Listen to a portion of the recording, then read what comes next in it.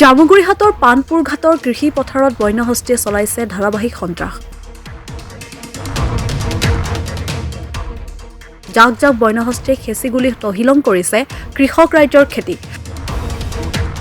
কাজিৰঙা ৰাষ্ট্ৰীয় উদ্যানৰ ৬ষ্ঠ সংযোজন এলেকাৰ পৰা নিশাৰ ভাগত খাদ্যৰ সন্ধানত ওলাই অহা শ শ বনৰীয়া হাতীৰ জাকে নষ্ট কৰিছে আলু, বেঙেনা, মটৰ, সৰিয়হকে ধৰি বিভিন্ন খেতিৰ শস্য। পকা ধানৰ পিছত এইবাৰ আলু, বেঙেনা, মটৰ আৰু সৰিয়হ আদিৰ খেতিটো বন্যহস্তীৰ উপদ্ৰৱ চিন্তিত কৰি তুলিছে কৃষক ৰাইজক, যাৰ বাবে ইয়াৰ পৰিত্ৰাণ বিচাৰি নেদেখাজনৰ ওচৰতহে দুই হাত মেলিছে অঞ্চলটোৰ দৰিদ্ৰ ৰাইজে। বনাঞ্চলৰ পৰা আহি জনাঞ্চলত প্ৰৱেশ কৰি উপদ্ৰৱ অব্যাহত ৰখা জাক জাক বনৰীয়া হাতী প্ৰতিৰোধৰ ক্ষেত্ৰত বন বিভাগ ব্যৰ্থ হোৱাৰ অভিযোগ তুলিছে স্থানীয় ৰাইজে।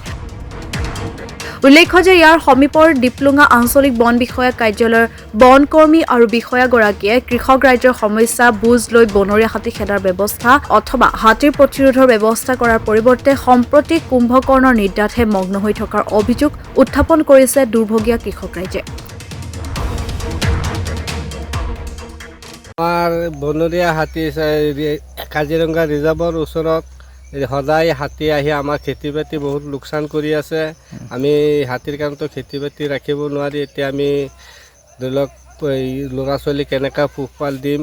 হাতীয়ে বনৰীয়া হাতী ইমান লোকচান কৰি আছে। ফৰেষ্টৰে কোনো দেখভাল নকৰে, সিহঁতে কোনো ডিউটি চিউটি নকৰে, নাচায়েই। এতিয়া আমাৰ এইটো চৰকাৰৰ ওপৰত আবেদন, আমাৰ সহায় কৰিব লাগে। এই হাতীবিলাক, বনৰীয়া হাতীবিলাক আমাৰ নষ্ট বস্তুবিলাক মানে ক্ষতিগ্ৰস্তবিলাক কি খেতি নষ্ট কৰিছে? আমাৰ এইবিলাক এই মটৰমাহ খেতি, বেঙেনা খেতি, এই আলু খেতি, সৰিয়হ খেতি, এইবিলাক চব ওপৰেদি অহা যোৱা কৰে। ভৰি দি মাৰি মাৰি একদম চব গছ গছনি চব উঠাই দিয়ে। তেনেকুৱা লোকচান কৰি আছে। একদম সদায় আহে, একদম সন্ধিয়াৰ লগে লগে আহি পাই উঠি যা। আমাৰ পানপুৰ ঘাটে বুলি নহয়, কেইবাটা গাঁৱতেই হাতী বহুত অত্যাচাৰ। এই আমি ৰাতি হ'লে হাতীৰ অত্যাচাৰত মানে আমি ঘৰত থাকিব নোৱাৰোঁ, মানে ঘৰত ভাঙি দিয়ে। এইফালে জলকীয়া খেতি, সৰিয়হ খেতি, আলু খেতি, ধান, এইবিলাক চব খাই নষ্ট কৰি দিয়ে। মানে এনেকুৱা অত্যাচাৰ হৈ আছে। এতিয়া আমাৰ বন বিভাগে আমাৰ এই হাতীৰ মানে কোনো ৰক্ষা নকৰে। এতিয়া আমি কি কৰিম বাৰু? এতিয়া আমি চৰকাৰক কৈ আছোঁ যে আপোনালোকে মানে আমাৰ ফৰেষ্টৰ ডিপাৰ্টমেণ্টৰ মানে সিহঁতক মানে আমাৰ এই হাতী ৰখাৰ কাৰণে আপোনালোকে অলপ ব্যৱস্থা কৰক।